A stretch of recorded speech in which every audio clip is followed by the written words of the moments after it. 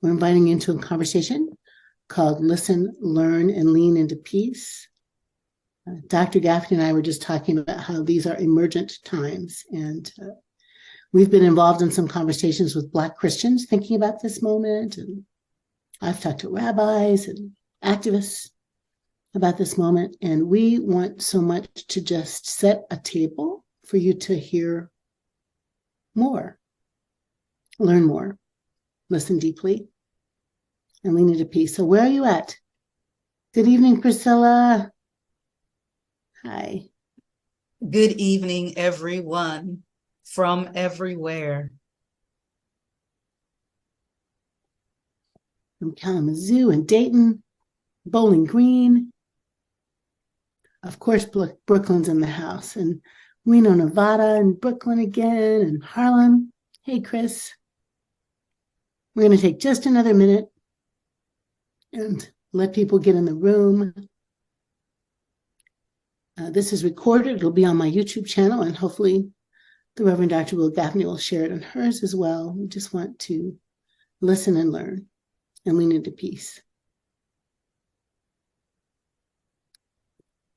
I am glad you're here. Hi, Amaria. You're welcome.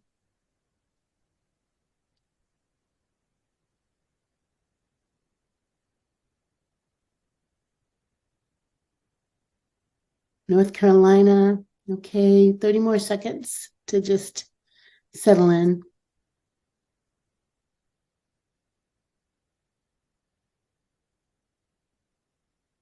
Oh, it's very low? Okay. Is that better, Stephanie? I'm using my preacher voice now. Is that better?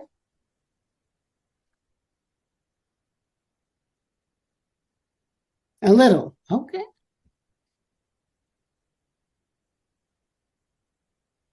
We are here in the room with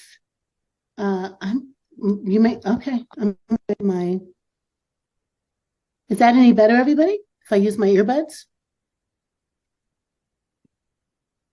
I'm good. Okay, Lynn. All right. Sounds good to me, BJ. Thank you. I have been in and out of microphones, and just let me share my audio is on my computer system. Okay. All right. Well, we're going to get started.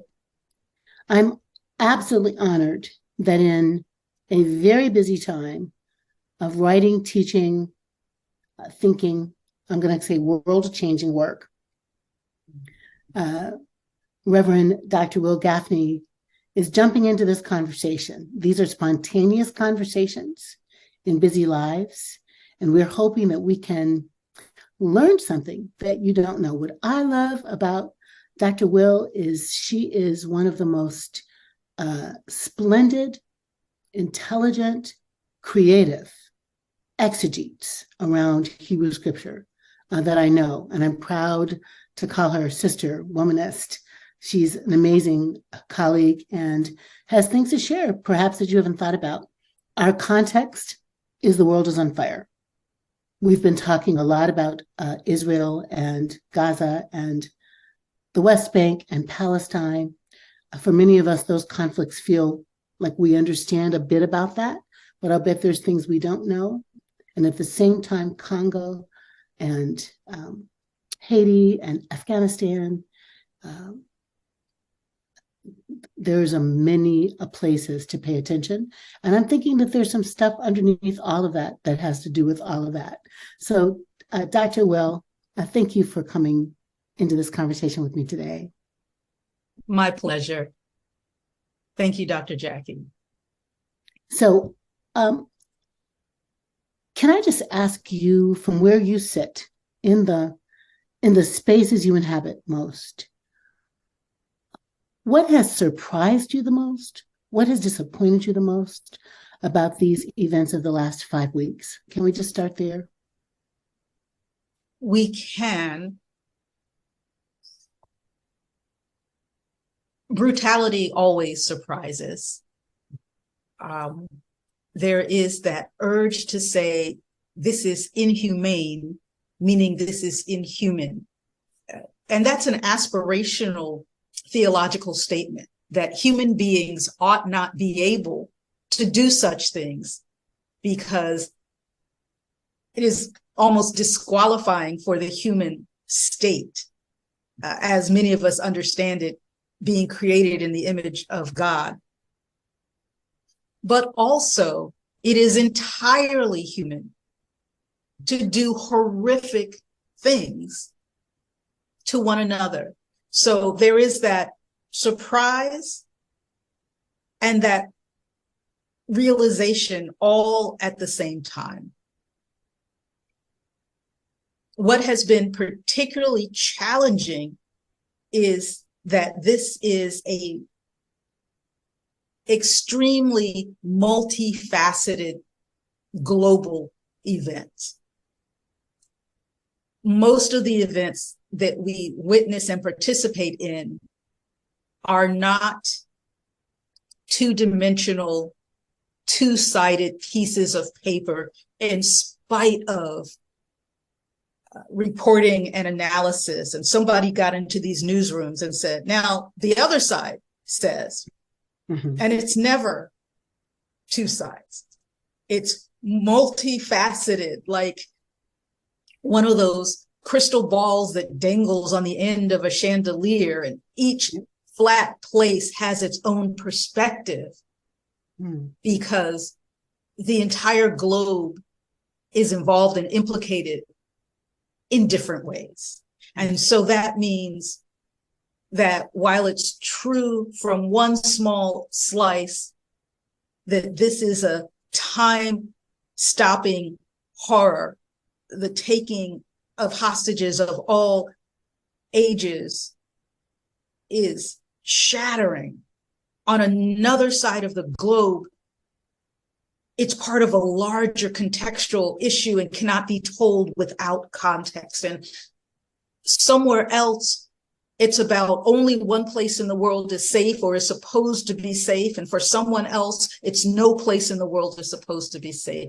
And so the challenge in having these conversations is that people are on their flat piece of crystal, all on the same globe, responding honestly, responding out of pain, responding irrationally, responding angrily, responding dishonestly. And all of that is happening at the same time.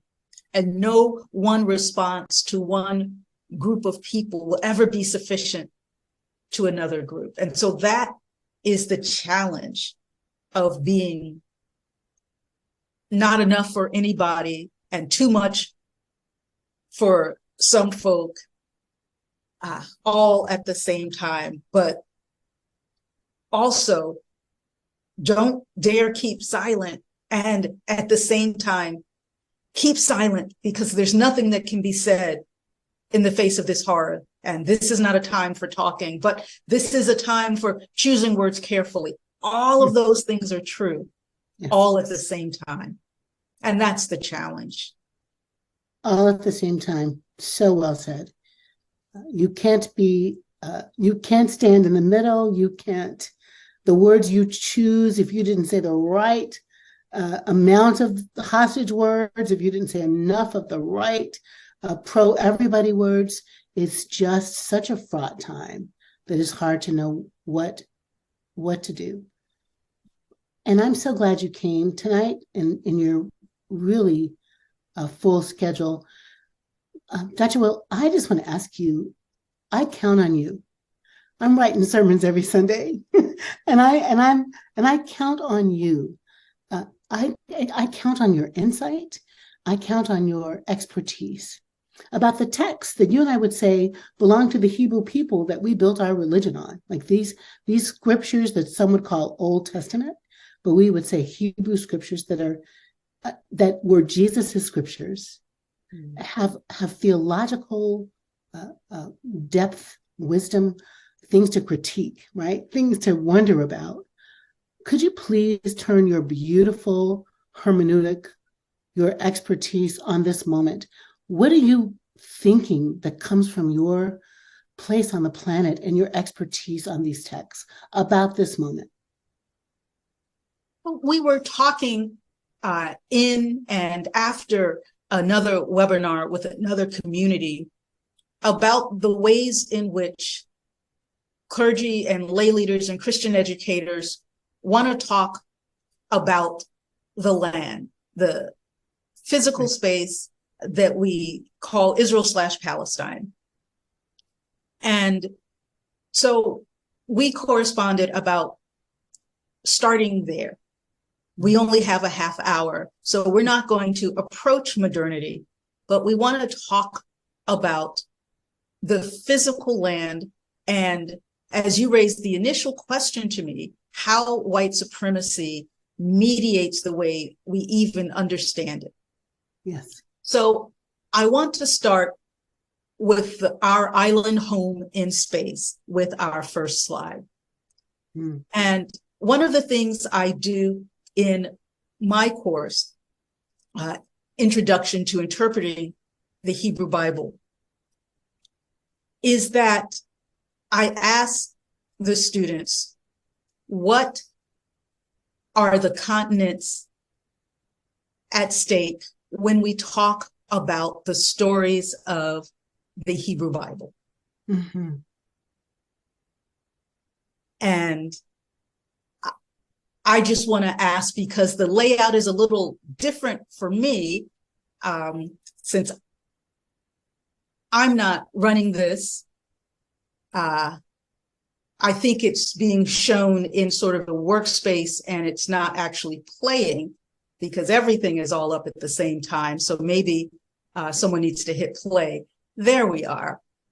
I like that beautiful black border because it makes me see this planet in space. Yeah, right. So my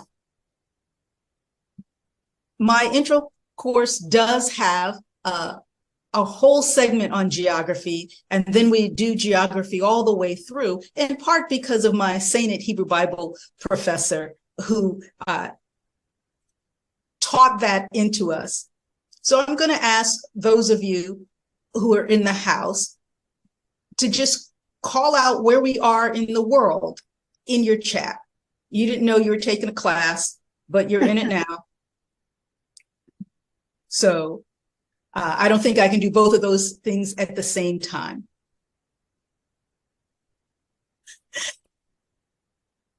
I was asking about where the Hebrew Bible intersects with the physical world. And I love seeing Ohio, Harlem, and East New York. Where do you all think the Hebrew Bible stories are? So I'm seeing some of that come up now. And I was waiting for someone to say Middle East. Mm-hmm. The middle of the East from where? Mm-hmm. North, East, South, and West are directions, which means one is somewhere. And yes, they're cardinal directions, but it's the middle of the Eastern journey from Europe. Mm-hmm. So the whole concept of a Middle East, or now slightly more politically correct, MENA, Middle East and North Africa, continues to situate Europe. And that's how white supremacy works. It makes itself foundational and indispensable and the mediator of knowledge. Mm-hmm. So we start, and if I were in my classroom and I had a pointer, I would go to that tiny Sinai triangle between the continent of Africa and what people may recognize as the Arabian Peninsula, and not quite think of the Arabian Peninsula as Asia. We need to have a whole nother conversation, but that won't be me, about how Asia is what Winston Churchill said, the only thing that unites it is the equator, because you're talking about from the Arabian Peninsula all the way through the Soviet Union, the old Soviet Union in places. So from my side of my computer, the right side of that Sinai triangle in the upper portion is the contemporary modern state of Israel, which is built on the bones of all of the intervening civilizations, going back to the ancient state, multiple states and multiple forms of the people called Israel, which is itself built on the bones of multiple peoples, going back 9,000 years to the Natufians. Yeah. From the Stone Age, there have always been people there. Mm-hmm. Let's look at the next slide. So when we are talking about Israel generically, we always have to ask, what does the text mean when we see the word Israel? Mm-hmm. Mm-hmm. It can be a person whose name was changed to Israel. It could be a group of nomadic people who don't have land to call their own. It could be the clans and dynasty of a person called Israel across the generations. Mm-hmm. It could be a confederated monarchy that is barely held together by one charismatic leader that will not survive his son. Mm. It could be the northernmost monarchy of those bifurcated monarchies when they fall apart. It could be the name of the people that perseveres when there is no longer any monarchy of Israel, when they are a province, or even what we might think of as a county, swallowed up inside another empire, and then another empire, and then another empire, and then another empire.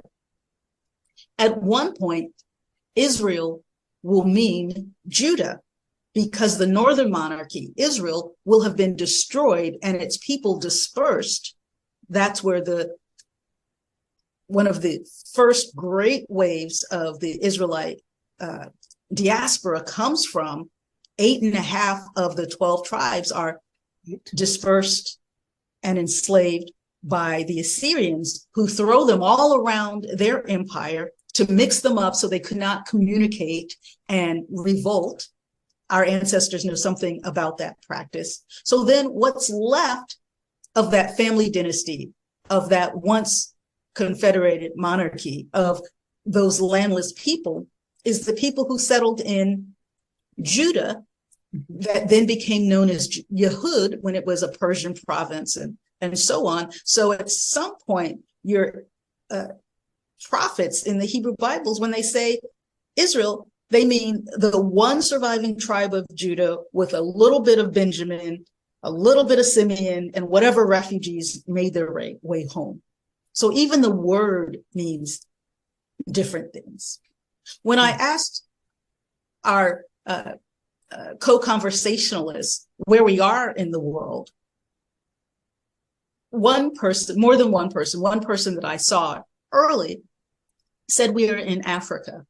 And we are in Africa because of the way that tectonic plates, which are the land masses on which our continents sit and sometimes shift violently when we have earthquakes, are identified. I'm going to ask for the next slide. So the African tectonic plate circles the continent of Africa. It breaks off at the Great Rift Valley, where the Somali plate is, and the Great Rift Valley of Africa joins the Jordan River Rift Valley, which is wide. So when you go up the Mediterranean and you see that the Sinai Triangle is cut off from the Arabian Peninsula, it's on the African plate. Mm-hmm, mm-hmm. My last trip to, where was I? Well, I was in the middle of the Jordan River, but I don't know which spot. And I was talking to some ecologists and some ecosystem biologists. And this is one of the few places that Israelis and Palestinians work really well together, because the river is everybody's resource and heritage. Yeah. And the Palestinian scientists said that because the fault line is in the middle of the Jordan River, when you are on the Israel side of Jordan, you're by default in Africa because you're on the African tectonic plate. Mm-hmm. I received some of my theological and biblical training from Reverend Dr. Kane Hope Felder. And he always fussed about the maps in the Bibles that we all had at the time. And some of you will be old enough to remember that some of your Sunday school rooms had these big charts on sort of roller bars, and you would just sort of flip the charts over like a big loose leaf notebook. And he always fussed about the fact that you would get a little slice of Africa cut off, unlabeled, and somehow you get a whole lot of Europe in the map, which happens later in, obviously, an epistle like Romans, but when you're talking about Ephesus, you're in Turkey and you're in Asia. So when we talk about the physical land of ancient Israel, and then we talk about the people and we talk about the language, we're talking about the intersection of Africa and Asia. Yes. So while your feet may be on the Africa side, the culture and the language is influenced by the confluence of these two continents and their peoples. And we see it in things like the mother-in-law stories. There's such a high reverence for mother-in-laws and their role in the family in both Asia and in Africa. And we see that in the stories. And when we see in Solomon's menagerie, he's collecting all kinds of animals like the peacocks and some of the wildcats that are clearly coming from Asia and other things that are clearly coming from Africa. So these cultures are blended together in the story of the Hebrew Bible. Can I ask a question right there? Yes, please. When Kane Hope Felder, one of my heroes too, talks about that kind of Afro-Semitic Jesus, right, he's speaking to the cultural confluence here as well, right? Yes. And so some of the language that I prefer to use is Afro-Asiatic. And one of the reasons is, perhaps on the next slide, I'm finding myself trying to remember the order of the slides, and it's not even as many slides as I have fingers. Okay, so what I wanted you to see is that biblical Israel, and I'm using this very loosely, one of the earliest aspirational formations of biblical Israel is that story that gets told in Deuteronomy and then reiterated in Genesis. And I went from Deuteronomy to Genesis because the Hebrew Bible is written from Deuteronomy to Genesis. Whenever you're reading the Hebrew Bible, you're on a time travel adventure. And so if you don't like science fiction or speculative fiction, get used to it, because nothing is chronological. If you'll notice that on the side of the dark line that marks where the Jordan River Valley is, that there were some nations that were called Transjordan because they were on the other side. And some of you will remember those stories, that there was good grazing over here. And they said, we're not going the rest of the way to Canaan with you. We want to settle down right here. But if you go to war, we're your buddies, we're your brothers, we're your folk, we'll come and fight for you. They didn't come and fight. So you get this shape from one of the earliest articulations of what Abraham's descendants were supposed to settle. And there's a whole conversation to be had about why it is that the many times removed, more than 1,000 years folk reflecting on their stories chose which stories to canonize, to become scriptures. And it was the stories where they looked back and said, if we coulda, woulda, shoulda. And so much of the violence in a text like Joshua is not historical, but it's, if we had wiped out the Canaanites, then we wouldn't have been in the situation that we were in, that would have led to us worshiping other gods. And then God would not have punished us by allowing us to be decimated by the Assyrians and the Babylonians and the Persians. And then we would still have our land.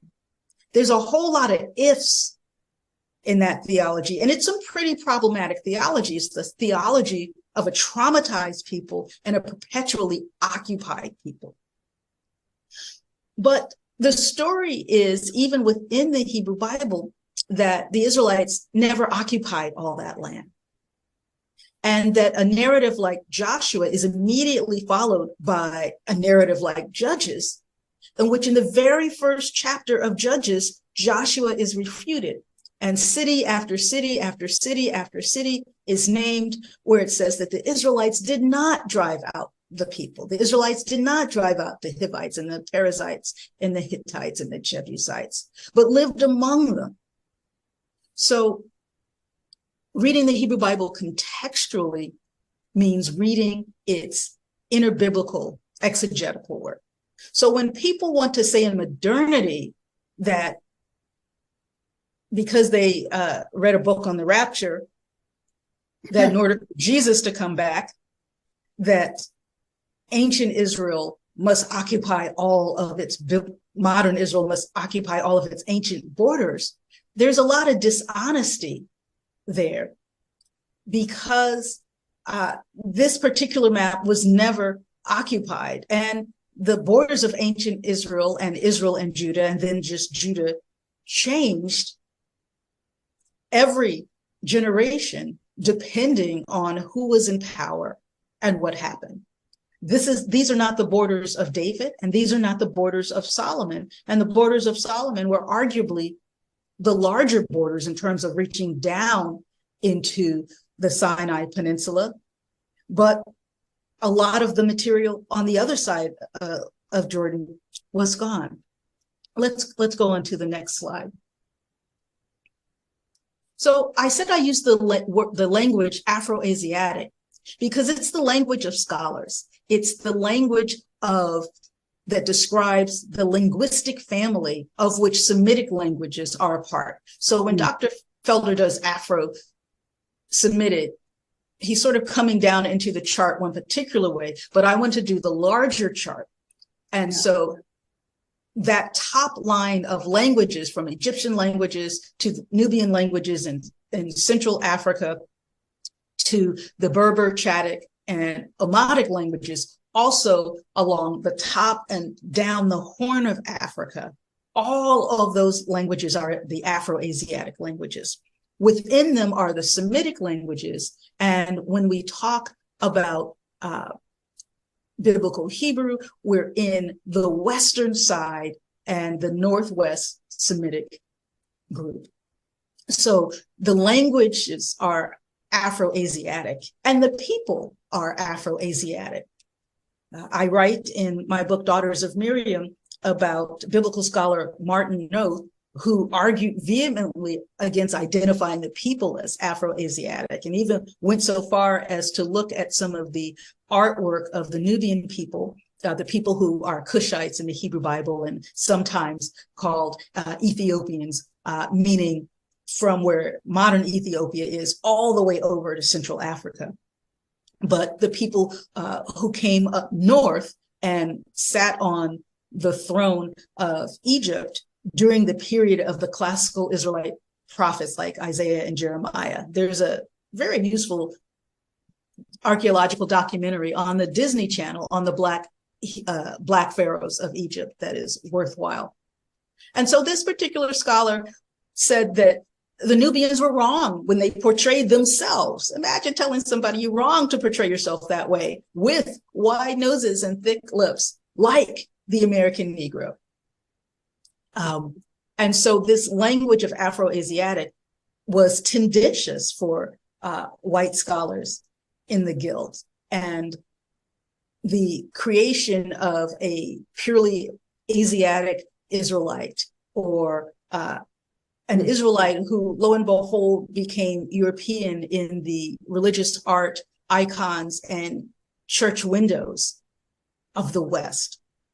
So we're talking today about how white supremacy becomes an intervening language, not even a lens or a filter, right, that distorts how we talk about the people and the land.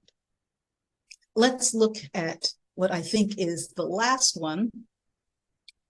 So when people want to make an argument about these aspirational borders that you can sort of sketch out by trying to stitch together the stories in Deuteronomy and Numbers, and then going back to Genesis, which is a theological capstone and comes along after the rest of the Torah is put together, that would mean some kind of World War III nuclear collision where the modern state of Israel would be taking back parts of Lebanon and Jordan and Syria. So that's not going to happen in this world. And the one thing I know about Jesus is he doesn't need anybody's international politics or map making to do what it is that he's going to do. And it may, in fact, not look like however it is we have imagined and theologized a rapture based on one or two words in Greek. So you can pull the slides down now, Ben. Thank you so much. So I wanted to have this part of the talk with you, that when pastors and preachers are looking in the maps in the back of their Bibles and looking at the maps on the news and listening to right-wing evangelical fundamentalist Christian Zionist preachers who are pouring money into Israel, and Israel takes the money because they don't believe the theology. But the Christian Zionist theology is go to war, kill each other. When all the descendants of Israel are back in Israel, and when there's this big cataclysm, then Jesus will come on top of your dead bodies. That's basically what the theology is waiting for people to be wiped out. So this particular vision of an end times will come to manifest. I'm not going to spend any more time talking about that, but I wanted people to have some scholarly language for talking about the land and the people, understanding the language and the physical land, literally the geological context, and how that's tied into language and identity. So I'll stop there and take whatever questions you have, although we're very close to time.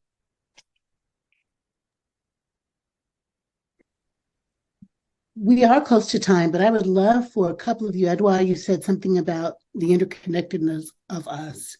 I wonder if you all are going, and so what? Like I think the map and the mapping of this story are so important, Dr. Wil, for where we stand today and what we see today. The kind of let's let them kill themselves because Jesus is coming back, or are they really human, any of them, enough for it to matter? What questions do you all have about how this helps you to understand what's happening in the region today? And while those questions are coming, I want to make this one point. Everybody in this modern context and struggle over these lands is a Semitic person. Yes. There is a capturing of the language of Semitic to only refer to Jewish people that is dishonest. Right. It divorces them from their cousins. In that other webinar I shared, don't ask me for it, I'm not getting into the computer now, but maybe you have it from them, an article from the Biblical Archaeology site that did DNA analysis and determined that Jewish Israelis and Palestinian folk share some of the same DNA, and it's Canaanite. And linguistically, for a long time, there are people who say, well, all of these languages are Canaanite. Right? There's not even enough distinction to say that this is a different language from that. And there's the line in Ezekiel, your father was an Amorite and your mother was a Hittite. That's how God described the people of Israel. So I bought you all some time in case someone had a question.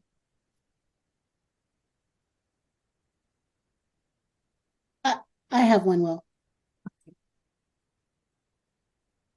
If the powers that be had the wisdom that you broke down for us, and they do, boundaries, history, story, let's say since they have the wisdom, what is in it for the powers to keep this, you're not cousins, you're not all Semites, story going? What is it?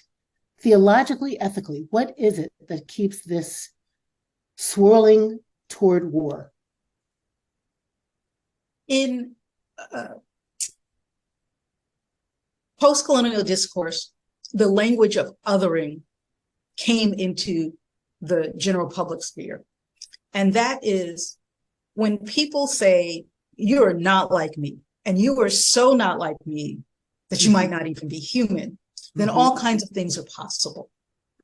Then it doesn't matter if I kill your babies. Your babies are not even human. It doesn't matter if I enslave you. We're not even sure you all have souls. I always like to point out, you weren't sure that Black folk had souls or if Black folk were animals, but were you having that much sex with your cows? Because you were certainly raping the people you said were animals a lot, right? So then it's easy to say, no humans live in this land. That was one of the great Africana lies about South Africa, that it was unoccupied, that there were no people. Right. That is an apartheid tactic. Yes. So you can respect culture and difference and the richness they bring without making people so fundamentally other and pretending to be unrelated and pretending that there is only one story and only one set of claims. The reality is that the ways in which the ancestral people of Israel entered the land included conflict and invasion, but it also included peaceful migration and infiltration and people marrying in with the natives and all of that at the same time. And there were people already there. They didn't all leave and suddenly come back and become hostile. There have always been multiple peoples. And when you talk about Palestinians, you're talking about Palestinian Jews. The Sumerian Jews are still alive and kicking. You're talking about Christians. You're talking about Muslims. Yes. They're also the community that is the Druze. There are the Bedouin. Yes. This is not a two-people story. This is a multi-people story. Yep. And you have people who immigrate, as happens all over the world. When I first started learning modern Hebrew, because modern Hebrew is different from biblical Hebrew, I was confused as to why it was having me be able to identify Chinese women and men in Hebrew, because there are a lot of Asian folk who come and work. There are a lot of Filipino workers, just like we have a lot of Filipino nurses, and we have a lot of doctors from India. So we're talking about places that are full of people, but as long as there's only one story, our story, and the only role you have in our story is as enemy, there can be no co-living. And just as with the Black story, we don't get to reconciliation until we've gone through a period of reparation, and you can't go through reparation when you don't have confession. Yeah, I appreciate that. So there's 3 questions, and we're going to get to one. I'm going to say to you all, I'm going to answer you, Bev. Hi, my love. The next step in understanding this information is come to our conference in April and read all the stuff we're going to put online, because what it is knowledge. What it is curiosity.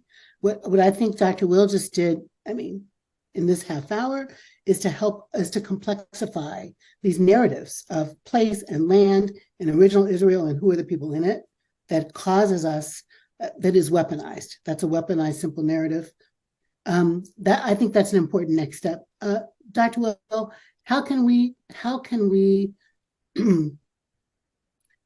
cope with the narratives of hate that are at the foundation of our faith? You and I are Christian clergy scholar types. What about that? Love is not a feeling. It's a radical discipline. It means it's a truth-telling discipline.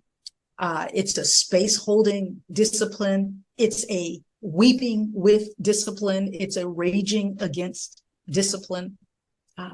It means telling the truth even when it's hard, telling the truth when it's unwelcome. But it also means holding on to and insisting on the humanity of the inhumane. Right. There's a great world of difference in talking about a barbaric act and talking about a human being as barbarous and an animal. That monstrification is what we saw so much of in the televised portion of the Black Lives Matter movement, because Black folk are still dying, just not being televised right now, right? That monstrification makes it easy to dispense with and to not require human treatment or the Geneva Conventions. Right? Oh my gosh, amen, right? It's what Dr. Thing called thingifying. I love your monstrification. And once you monstrify a people, a person, then it applies to the other as well. When there's a barbarous act, and suddenly we're not dealing with humans, we're just dealing with things that happen to be monsters. Y'all, I could talk to Dr. Wil for like another hour, but we don't get to do that. So I wonder, Wil, can you tell us how to find you? I know how to find you. Can you just tell us so Ben can put it in the chat of how people can follow your amazing work? Sure. I'm at Wil Gafney. WilGafney.com is my clearinghouse. I'm still at Wil Gafney on the thing that used to be Twitter. We don't know how long I'm going to be there. Right. Those of you who found your way to safer waters and friendlier skies on Blue Sky, I'm Wil Gafney there as well. And I'm at Bright Divinity School, and from time to time, I put out a course that's fully online and open to people around the country. And there's always a limit. And so keep your eyes open and hop in when you can. Right now, I'm having a wonderful time with about 9 folk from all over the country going through a women's lectionary for the whole church. I'm so glad for a little bit of time with you. You are prolific, brilliant, inspirational. Thank you so much. I wish you well in all the work you're doing, and thank you for it. I appreciate you so much, Wil.